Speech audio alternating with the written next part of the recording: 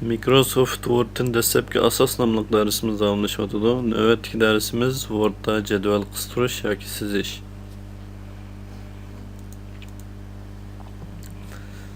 Word'da jadval qistirishning odatda bir qancha xil usullari bor. Birisi avtomatik qistirish, ya'ni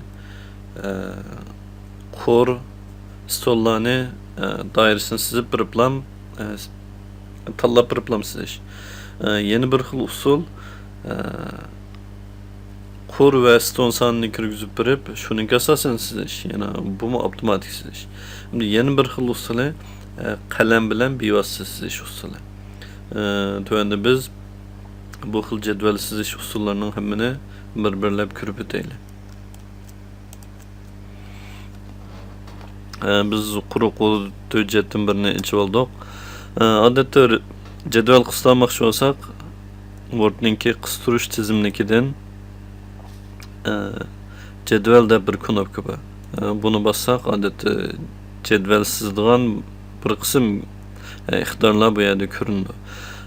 Birinchi xil usul, ya'ni avtomatik sizish usulida biz mouse'ni bu katakchilarga ekilib qanchalik cho'nglikdagi jadval sizmoqchi ekanligimizni deb bersak bo'ldi.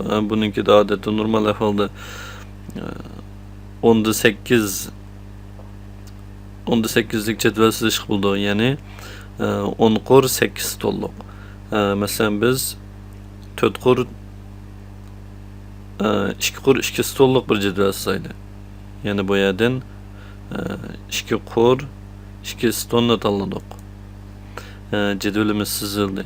Yani bu nayda addi usul. Özümüzdeki ihtiyaca asasen qanchalik cho'nglikdagi jadvalga ehtiyoj qo'ysak, shuni bevosita sizsak bo'ldi. Lekin bunun albatta cheklimlik va 10 qurdan ortiq sizishga bo'lmaydi. Bu birinchi xil usul. Hamda ikkinchi xil jadval sizish usuli. Yani bu jadval tizimligidan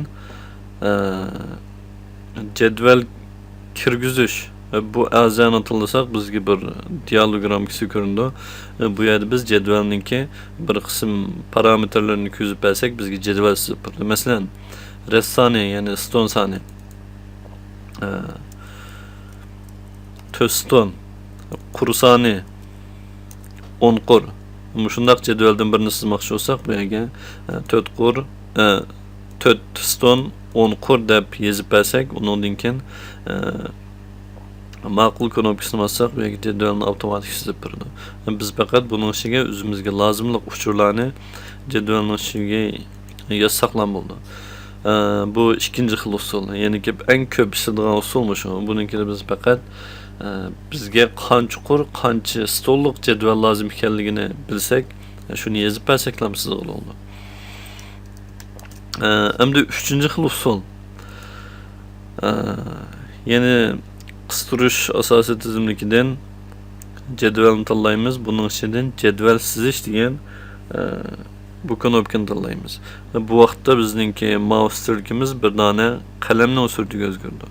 Biz shuning orqali o'zimizga ehtiyojli bo'lgan jadvalni sizsak bo'ldi. Bu xil usulda biz oldi bilan jadvalning sirtqi ramkasini sizimiz. Uningdan keyin qor stollarni xohlagancha sizib olsak bo'ldi. Masalan, bir jadvalninki ramkasini sizib oldik. Uningdan keyin men xohlasam stonni, xohlasam qurni sizsam bo'ldi. Masalan, men buningki 3 tane stone qilay. 1 stone, 2 stone, 3 stone bo'ldi. Endi buningki qur sizmoqchi bo'lsam, ya'ni qurni davomli sizaversam bo'ldi.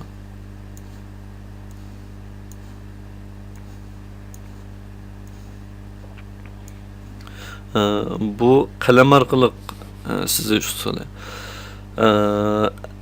Albatta bu xil usulda sizgan jadvalimiz o'lchamli bo'lmasligi mumkin yoki qurston soni bizning ehtiyojimizga mos kelmasligi mumkin. Biz buni davomli sizaversak yoki stone qistirish, quruq qistirish usullari orqali stone qur sonini ko'paytirib olsak bo'ldi. Qistirish usullari keyingi darsimizda so'zildi. Yani bu jadval sizish usuli. Yani jadvalda ba'zi yan to'siqni sizadigan ehtiyoj bor. Bu vaqtda shu qalam orqali yan to'siqni sizib olsak bo'ldi. Bu jadval sizishning 3-xil usuli. Biz endi o'rgangan jadval sizish usulimizga asosan bir dani ders jadvali laylayli. Ya'ni bir sinfninki kundalik ders jadvalini sayli.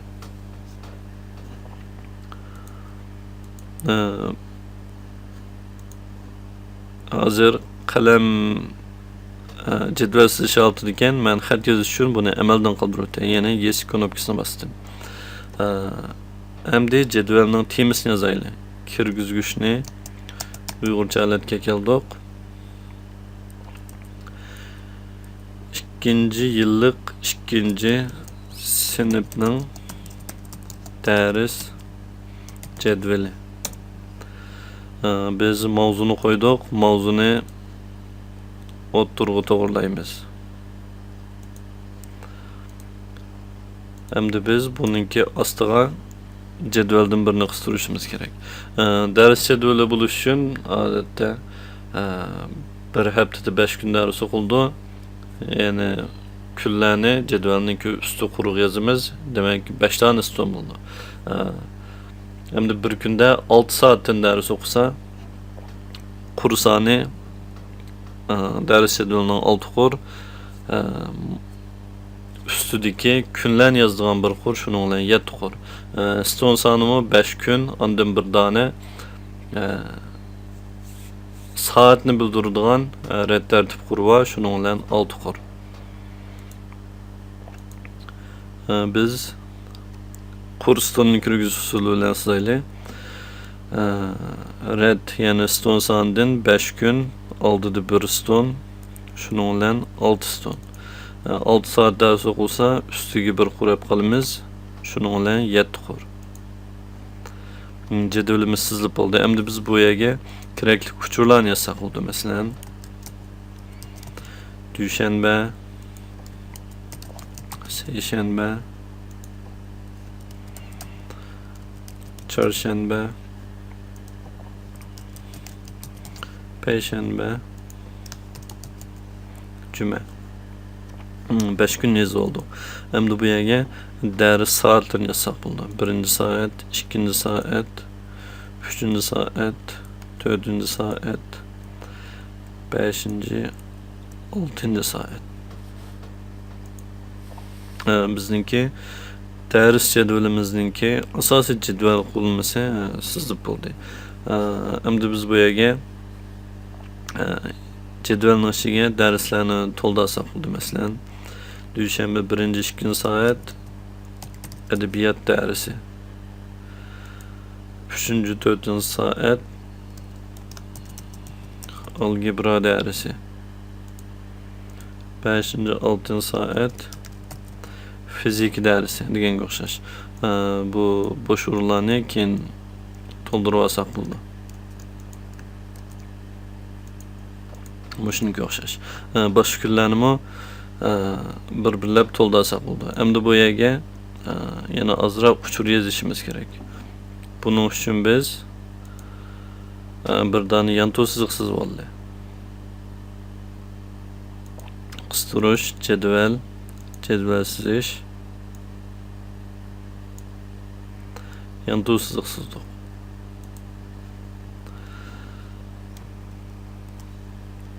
Yes knopkasini bosib qalamni amaldan qoldirdik. Biz jadvalimizni sal cho'ngaytirib olaylik. Ustiga kunlar, ostiga soat deb yozaylik.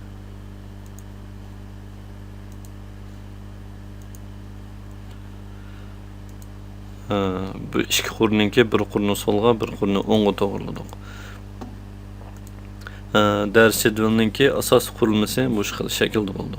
Ya'ni biz bu darsimizda jadval sizishning 3 xil usulini ko'rib o'tdik. Ya'ni avtomatik sizish, kurs sonini kirgizib sizish va qalam bilan sizishdan iborat.